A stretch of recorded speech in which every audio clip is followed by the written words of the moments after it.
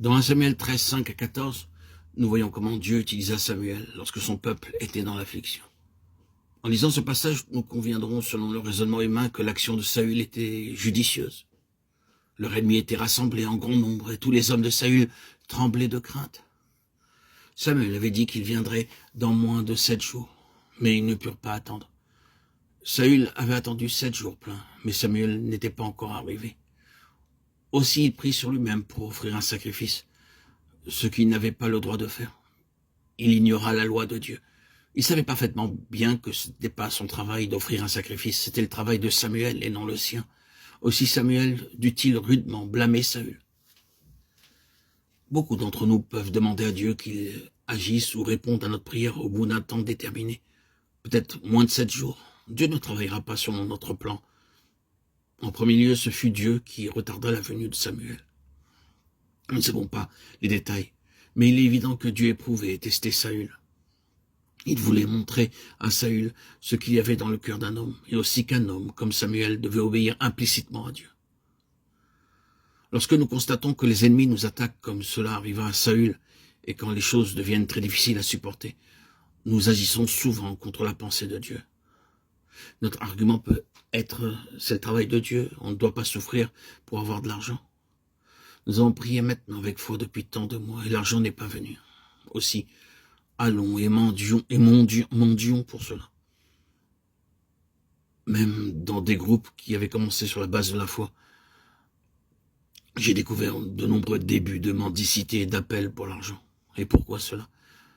Parce que le travail est important. Dans les temps anciens, il n'y avait pas tant de travail.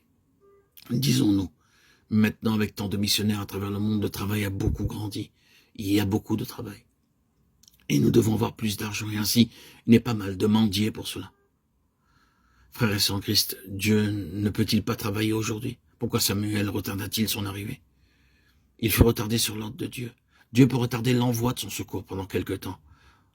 Mais nous ne pouvons pas changer le principe divin. La foi veut dire la foi. Si nous disons que nous avons la foi, ce doit être une foi vivante. Saül savait parfaitement bien que Dieu allait les délivrer par Samuel. Ce n'était pas la première fois que Dieu accomplissait un tel miracle. Saül savait que Samuel était un prophète de Dieu, et qu'au nom de Dieu, il déférait l'ennemi, et non pas par leur propre force.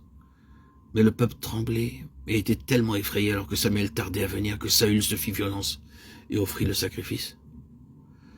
Il nous faut maintenant des hommes comme Samuel, des serviteurs de Dieu, qui, toutes les fois que le peuple de Dieu s'écarte de la vérité, toutes les fois qu'il agit contre la parole de Dieu, aient le courage de dire « Vous êtes dans l'erreur, frère, ne vous écartez pas de votre première vision. » Nous constatons que Dieu a des prophètes. Même aujourd'hui, sa pensée est révélée à ses prophètes. Et nous devons obéir à sa parole, bien qu'elle puisse être dure et terrible.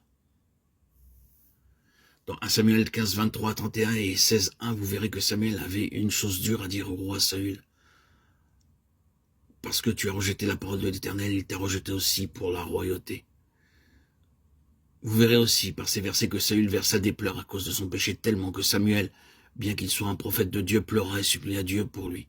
Mais cela ne fit d'aucune utilité. Dieu l'avait rejeté. Si vous pensez que vous apportez une réforme parmi les dénominations, c'est une fausse espérance. Vous pouvez argumenter là-dessus tant que vous voudrez.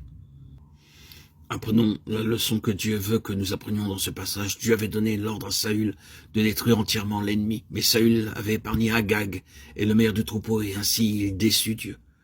Dieu a rejeté Saül à cause de deux grandes fautes. Premièrement, il ne respecta pas les instructions de Dieu pour le sacrifice. Deuxièmement, il obéit partiellement à son ordre. Il arrive à la même chose au sein des dénominations, un changement continuel de l'ordre de Dieu. Ils pensent qu'il n'est pas mal d'utiliser des moyens humains dans leur vie d'église. Il est absolument anti-scripturaire de désigner des anciens par le vote. Ils savent tous qu'avec ce système d'élection, ils amènent des conflits dans leur église. Cela commence à l'élection. Un parti est vainqueur et l'autre a perdu. Comment pouvons-nous justifier cette pratique alors que nous savons qu'elle n'est pas conforme aux Écritures? Aussi, de cette manière, des hommes inconvertis sont élus pour occuper des postes. C'est pourquoi Dieu n'agit pas pleinement dans ces assemblées. Ils peuvent être bénis sans doute, Dieu peut les utiliser pour sauver des âmes et apporter l'évangile, mais il ne peut pas pleinement les bénir. De la même manière, Dieu permit à Saül de demeurer roi pour quelque temps, mais il n'était plus réellement son vase oint Et Samuel, qui était un vieil homme, commença à pleurer. Il était désolé pour lui. Et il a dû prier, Seigneur, s'il te plaît, pardonne-lui, pardonne Saül. Je sais qu'il a fait une faute, mais il a fait du bien aussi.